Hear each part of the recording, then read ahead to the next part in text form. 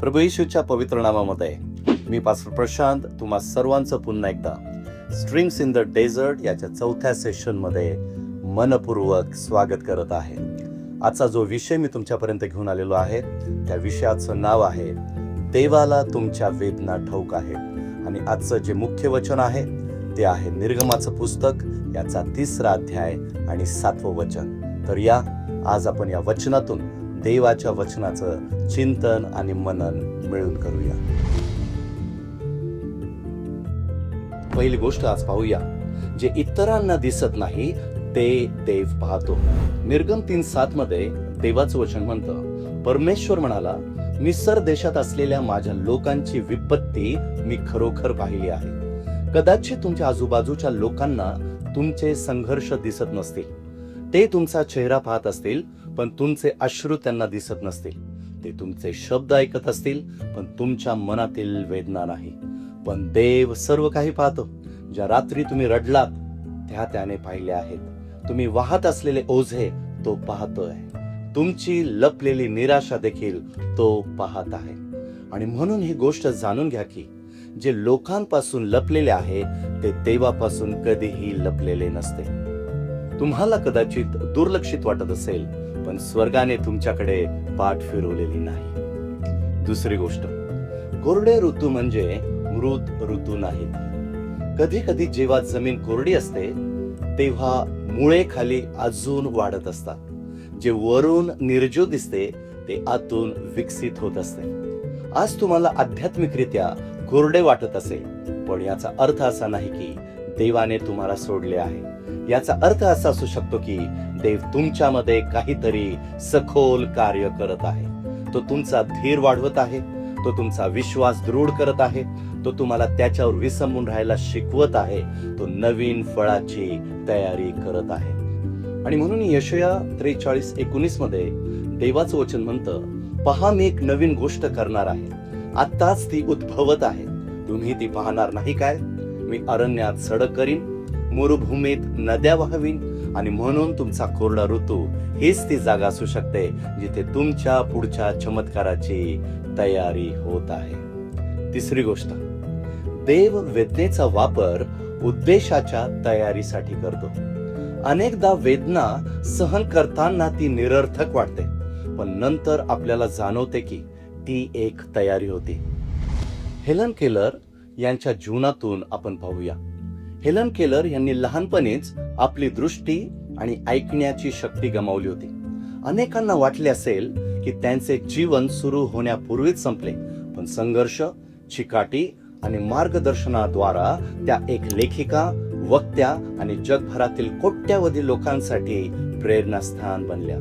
Helen Keller यांचे जीवन हे एका अशा विश्वासाचे जीवन उदाहरण होते की अगदी घोर एकाकीपणातही देव आपल्याला विसरत नाही याचे ते एक जिवंत साक्ष होते.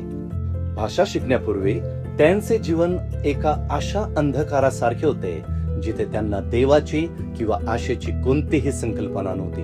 मात्र त्यांच्या आध्यात्मिक जागृतीनंतर त्यांचा असा ठाम विश्वास झाला की देव प्रत्येक मानवी जीवनातील गरजा, आनंद आणि दुःख जाणतो.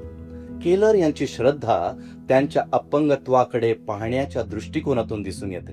त्यांनी आपल्या कमतरतांना शिक्षा न मानता देवाचे प्रेम अधिक स्पष्टपणे पाहण्याची एक संधी मानली. केलर यांचे असे मत होते की चरित्र कधीही शांततेत आणि आरामात घडत नाहीत. त्यांच्या मते देव आपल्याला बळकट करण्यासाठी आणि दृष्टी स्वच्छ करण्यासाठी संकटांचा आणि दुःखाचा वापर करतो. त्यांचे जीवन हे सिद्ध करते की जेव्हा तुम्ही पाहू किंवा ऐकू शकत नाही तेव्हाही तुम्ही दैवी प्रेमाचे हृदयस्पंदन अनुभवू शकतात आणि स्वतःच्या वेदनांचा वापर इतरांचे जीवन सुसह्य करण्यासाठी करू शकतात. त्यांच्या वेदनेने त्यांचा उद्देश संपवला नाही. त्यांच्या मर्यादांनी त्यांचे उद्दिष्ट रोखले नाही. तसेच तुमची वेदना तुम्हाला अपात्र ठरवत नाही. देव तुमच्या अश्रूंचा वापर साक्ष घडवण्यासाठी करू शकतो. तो तुमच्या जखमांचा वापर इतरांना बरं करण्यासाठी करू शकतो. तो तुमच्या कोरड्या ऋतूचा वापर करुणा आणि सामर्थ्य जन्माला घालण्यासाठी करू शकतो. चौथी गोष्ट, देव परिस्थिती बदलण्याआधी शक्ती देतो. कधी कधी आपण देवाला परिस्थिती त्वरित सहनशक्ती सांगतो, पण अनेकदा देव परिस्थिती बदलण्यापूर्वी त्या व्यक्तीला आतून मजबूत करत असतो. द्वार उघडण्यापूर्वी तो सहनशक्ती निर्माण करतो. ओझे काढण्यापूर्वी तो ते वाहण्यासाठी कृपा देतो. सकाळ होण्यापूर्वी तो रात्रीसाठी बळ देतो. आणि म्हणून स्तोत्र संहिता 34:18 मध्ये देवाचं वचन सांगतं, परमेश्वर भग्न हृदयी लोकांच्या सानिध्य असतो. देव नेहमी झटपट उत्तरासह येत नाही, पण तो नेहमी त्याच्या सानिध्यासह येतो. आणि त्याचे सानिध्य तुम्हाला त्या परिस्थितीतून पार नेऊ शकते जिथे अद्याप उत्तरे मिळालेली नाहीत. आणि म्हणून ही बाब लक्षात घ्या, जेव्हा जीवन रिकामी वाटते तेव्हा देव अजून दयेने भरलेला असतो. जे देवाबरोबर चालतात त्यांच्यासाठी वाळवंट हा शेवट नसतो. तुम्हाला आज कोरडे वाटत असेल, पण स्वर्गाला अजूनही तुमचा पत्ता ठाऊक आहे. जर तुम्हाला आज कोरडे वाटत असेल, जर तुमचे हृदय थकलेले असेल, जर तुमच्या प्रार्थना कमकुवत वाटत असतील, जर जीवन जड वाटत असेल, तर हे सत्य लक्षात ठेवा, देवाला तुमच्या वेदना ठाऊक आहेत.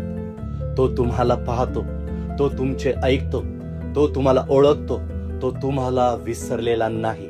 ज्या देवाने मिस्रमध्ये इस्रायलाचा आक्रोश ऐकला, ज्या देवाने खचलेल्या लोकांना सावरले, तोच देव आता तुमच्या सोबत तसाच आहे. तुमचा हा कोरडा ऋतू कायमचा नसेल. पाऊस येत आहे, सामर्थ्य येत आहे, आनंद येत आहे, पुनर्स्थापना येत आहे. आणि म्हणून जेव्हा तुम्हाला कोरडेपणा जाणवतो तेव्हा हार मानू नका, तर जिवंत देवावर अवलंबून राहा, कारण तो तुमच्या वेदना जाणतो. देवबाप तुम्हाला तुमच्या वेदनेमध्ये त्याचवर अवलंबून राहण्यास शक्ती देव. आमेन. आणि देवबाप तुम्हाला आशीर्वादित करू.